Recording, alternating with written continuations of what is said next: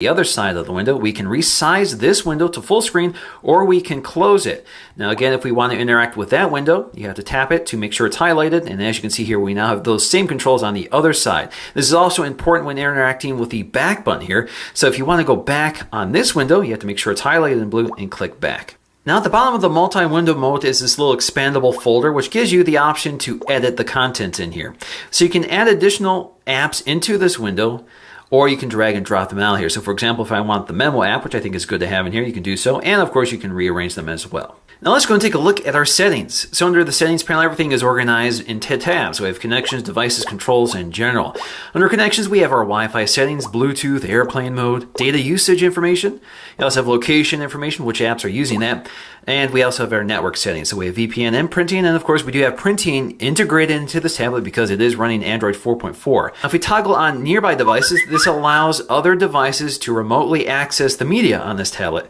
We also have screen mirroring in here as well. Now under device, we have our sound settings, display, we have the multi-window mode, which you can toggle off. We have lock screen, which has a few things to look at here. So under lock screen, we can enable shortcuts. If we tap on shortcuts, we can add new ones to the lock screen. So for example, if we want Chrome, we can click that, or if we want to remove one of them, such as the standard browser, we can do so. So if we go to the lock screen now, we have these quick access toggles for launching our favorite apps. We also have our wallpaper settings, and there's one interesting thing to look at here, and that is lock screen wallpapers. So you can select travel wallpapers, which works with TripAdvisor to load a sort of travel theme wallpaper every 3 hours or greater. If you select here, you can select 3 hours, 6 hours, 12 hours, or 24 hours. So now if we go to the lock screen, we'll have this travel themed wallpaper. So in this case, it's the Dominican Republic.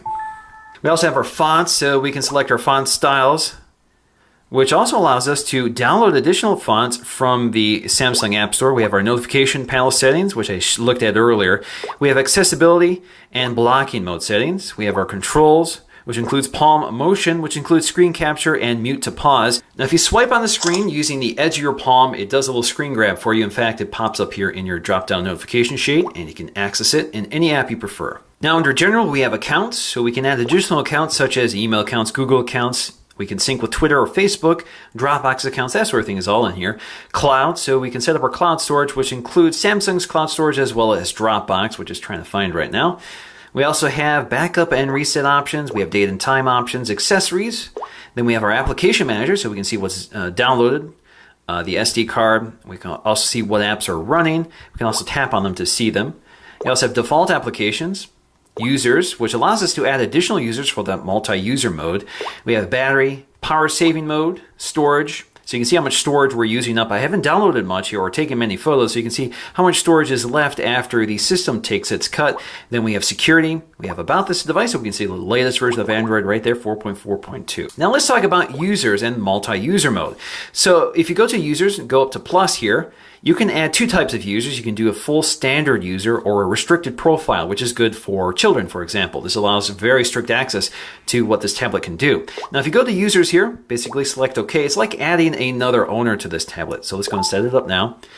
So basically what will happen is that they can log in with their own Google account and have access to their own Play Store, their own content. They can add their own apps, change their own wallpaper, that sort of thing. So now with the new user activated, you can see here I have two users to select from the lock screen. So I have me, as you can see here, or I have this new user, which I can select to unlock. So now it takes me into the setup process for this new user. Now, if I want to get back to my account, just tap on myself in the lock screen here. You can see it even changes my wallpaper back to my lock screen wallpaper. Unlock it, and I can go ahead and delete this account if I want. Now let's quickly talk about the restricted profile here. So let's go and select this. Now when you set this up, you do have to set a passcode or lock screen or something on your account so that the other user can't have access to it. So for example, we can select a pattern here. I'm just going to do this, click continue.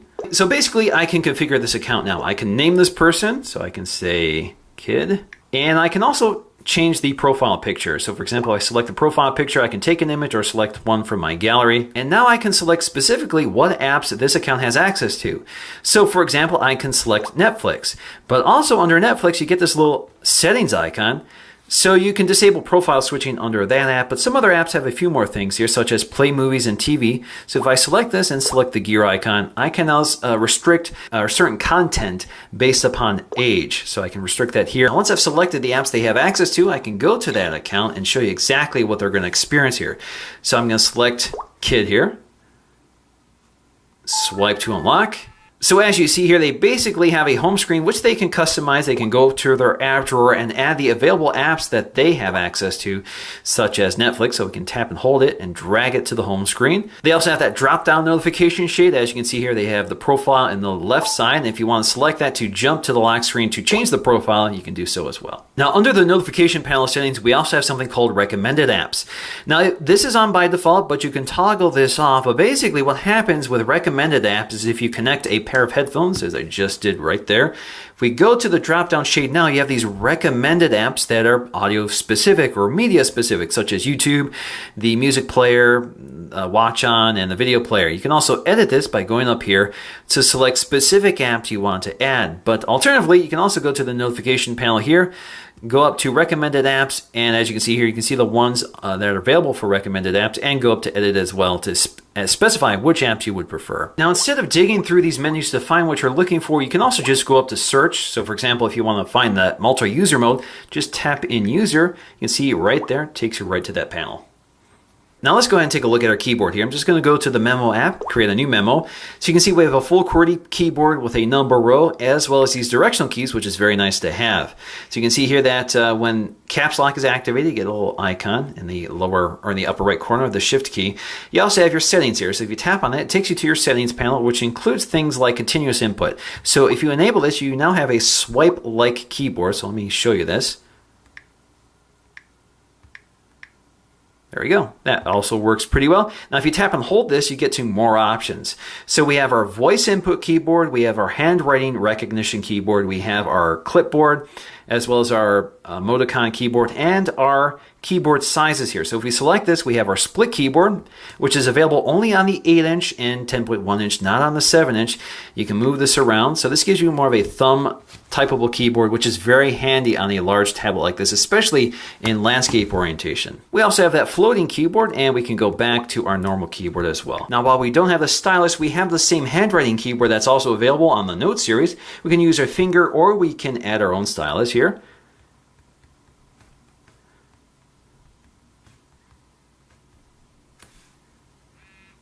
And it recognizes punctuation as well. Now let's quickly take a look at the Watch On app and set this up. So what you have to do is establish where in the world you are so it can find your available services. All right, so I'm just going to select my service provider. So now you see I have two tabs here. I have On TV and On Demand, so I can see what's on TV right now. If I want to watch that, all I have to do is tap on it, click Watch This Channel, and it will broadcast the IR code to my TV. But first, I have to set up my equipment here. So let me go to Setup. I'm going to select my Samsung Smart TV, click Next.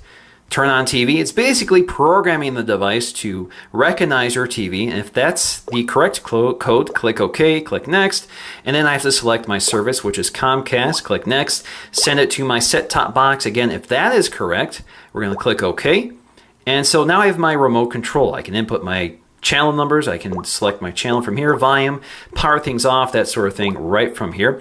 And then if I go ahead and click watch, it's turning to HBO for me, and I can start watching my programming all without digging through the menus on my television. All right, so let's briefly take a look at the camera app. So we do not have tap to focus here, and we do not have tap to auto exposure. That happens automatically, or you can select that manually. You can take your photograph. You also have your effects here, so you have grayscale, sepia, negative, or no effect. You also have pinch in and out to zoom. It's just digital cropping, of course. You can also select your video camera from this toggle right here. You can record video. You can pause it or stop it. You can't pinch in and out on video, so that is only available on still.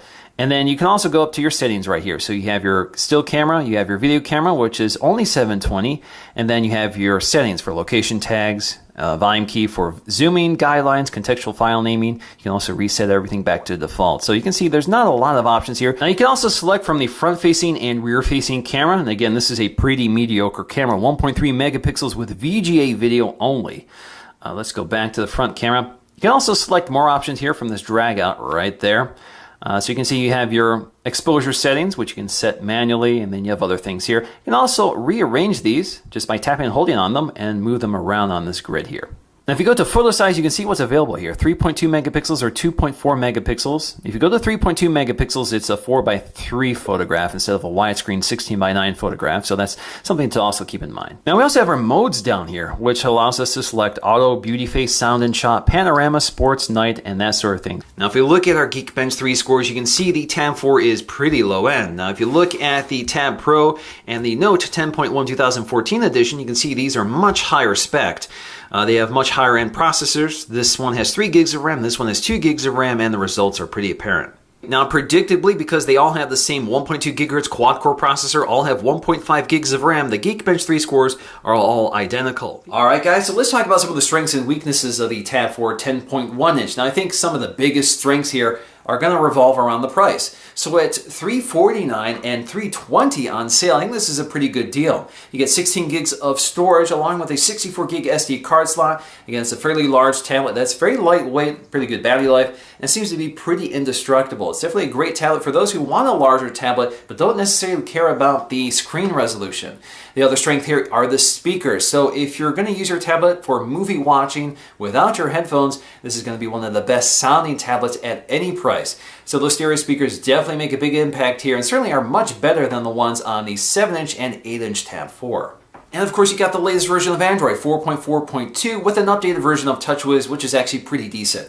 So you don't get too many features with TouchWiz. I think you just get the right amount of them and only the ones that are particularly useful without bogging down system performance too much. Now, in terms of cons, this is going to vary by user, but for me, the biggest one is the display. The resolution is pretty poor. Most people are used to much higher resolution displays either on their laptop or their computer, desktop computer, or their phone, and certainly 149 pixels per inch is going to be noticeable, especially when you're reading text. The other problem here is going to be performance. Again, we're running TouchWiz on fairly low-end hardware, so it's definitely noticeable here. It's a little laggy, especially if you're used to the performance of other products. But again, it's not a deal breaker here. It's still a very usable tablet that gets the job done with some interesting features. And of course, these have terrible cameras. There's no autofocusing, the color reproduction is very poor on them, and it's just not a camera you're going to be using for day-to-day use. You're probably going to prefer your cell phone camera. These cameras are really there when you need them. They're kind of a utility more than a feature.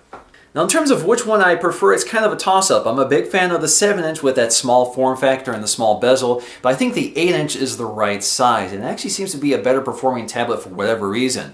I think the 8-inch is the perfect size, that kind of mid-size form factor, while the 8-inch tends to be a little bit big, a little bit bulky, and with such a low-resolution display, it's kind of hard to really get behind the 10.1-inch, but for a lot of people, that's not an issue, and it's quite a bargain for a large tablet. So for me, I think the sweet spot is going to be the Tab 4 8.0. So I'm curious what you guys think. What size tablet would you prefer? The 10.1-inch, the 8-inch, or the 7-inch? Alright guys, so that's going to do for me in this video. Thanks for watching, and I'll see you again in the next video.